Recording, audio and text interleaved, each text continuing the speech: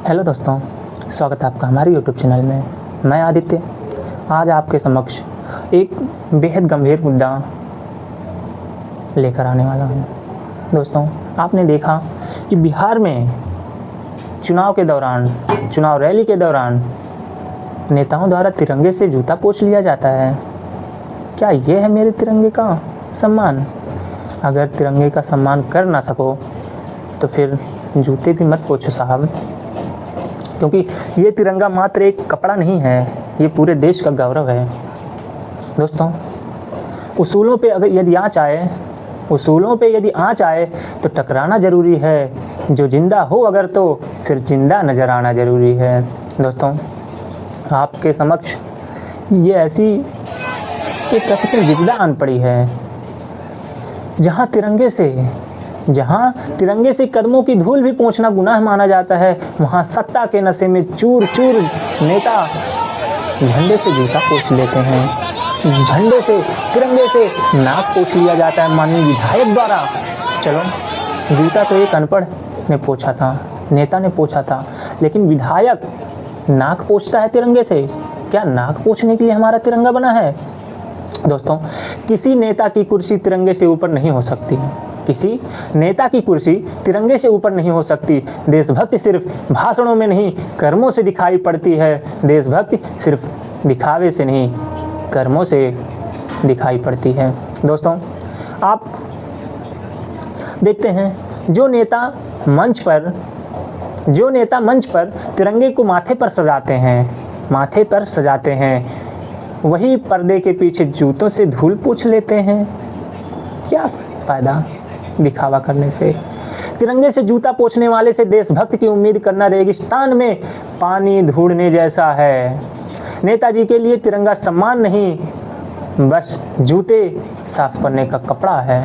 नेताजी के लिए तिरंगे सम्मान नहीं, बस जूता साफ करने के लिए मात्र एक कपड़ा है। दोस्तों, आपसे सवाल पूछना चाहता हूँ, आप इसका सोचना और जवाब देना, कमेंट बॉक्स में लिखना। अगर यही काम किसी आम नागरिक ने किया होता तो क्या पुलिस उसे छोड़ देती? FIR नहीं करती? गिरफ्तार नहीं करती? दोस्तों, अगला सवाल है मेरा आपसे, क्या तिरंगे का अपमान पार्टी का निजी एजेंडा बन चुका है? फिर नेक्स्ट सवाल मैं कर रहा हूँ आपसे, आप बताना मुझे, क्या आप देशभक्ति सिर्फ गरीबों, छात्रों, बेरोजगारों की उम्मीद है?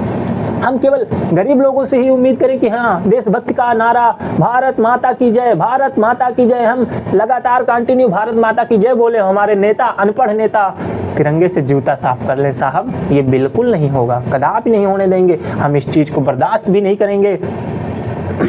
दोस्तों, तिरंगा हमारे देश का गौरव है, हमारी पहचान है, हमारी आज़ादी की सबसे बड़ी निशानी है। लाखों शहीदों ने अपने प्राण न्यौछावर करके हमें यह तिरंगा सौंपा है। लेकिन साहब, दुख की बात यह है कि आज सत्ता के मद में चूर चूर कुछ नेता उसी तिरंगे का अपमान करने से भी नहीं हिचकते, बिल्कुल नहीं।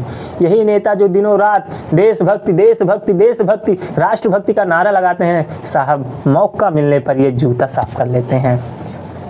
सोचिए, जिस झंडे को सलामी देकर हम अपनी शपथ लेते हैं, जिस झंडे को सलामी देकर हम शपथ लेते हैं, उस झंडे को हम दिल से लगाते हैं, और ये हमारे टुटपुजिए नेता, छुटभइये नेता ये जूता साफ करते हैं। विधायक द्वारा नाक पोंछा जाता है, उसी झंडे से जूता साफ कर लिए जाते हैं।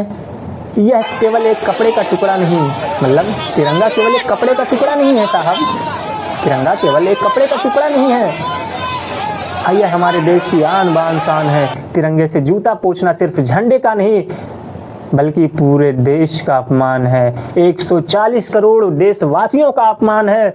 इसका बदला तो लेकर रहेंगे ये देशवासी, क्योंकि तिरंगे को हम जूता साफ करने वाले टुटपुजिए नेता के बारे में कभी नहीं सोचते। दोस्तों, यह अपमान बर्दाश्त नहीं कर सकते। अगर यही गलती आम नागरिक से हुई होती तो क्या पुलिस उसे छोड़ देती, गिरफ्तार नहीं करती? फिर नेताओं के लिए दोहरा मापदंड क्यों?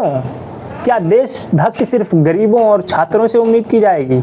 हम यह अपमान बर्दाश्त नहीं कर सकते।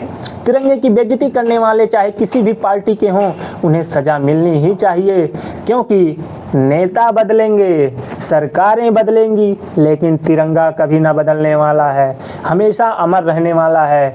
इसलिए हम दिल से मानते हैं, हम 140 करोड़ देशवासी तिरंगे को अपने सर तन से ऊंचा रखना चाहते हैं।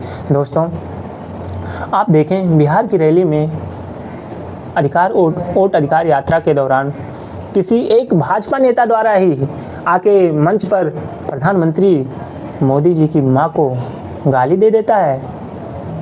यह बिल्कुल अन्याय है, घोर निंदनीय बात है कि एक प्रधानमंत्री, एक चुने हुए प्रधानमंत्री की मां को गाली देना। लेकिन क्या प्रधानमंत्री खुद किसी की मां को 50 करोड़ की गर्लफ्रेंड, हाइब्रिड बछड़ा, ये सब प्रधानमंत्री बोल रहे हैं? क्या ये गरिमा के खिलाफ नहीं है? प्रधानमंत्री जी, आप स्वयं एक संवैधानिक पद पर थे, मुख्यमंत्री थे उस टाइम, तब आपने यूज किया, संसद में, विधानसभा में यूज किया ये चीज़, और आप अपनी स्वर्गीय माता जी के नाम पर आप बिहार में वोट मांगने चले गए कि भाइयों बहनों मेरी माँ को गाली दिया गया। बेशक माँ को गाली दिया गया, यह घोर निंदनीय है, बहुत गलत है। लेकिन अगर आप अपनी माँ को माँ जैसा मानते हैं, आपकी माँ को गाली देना देश की जनसंख्या का अपमान है, देश की माताओं का अपमान है, तो क्या मोदी जी आप देते हैं तो पूरी देश की माताओं का अपमान नहीं है? मणिपुर हमारा जल रहा था, वहाँ पे माताओं को नंगा करके घुमाया गया, क्या ये देश का अपमान नहीं है? शर्म कीजिए मोदी जी, ये दोहरा मापदंड कब तक चलेंगे?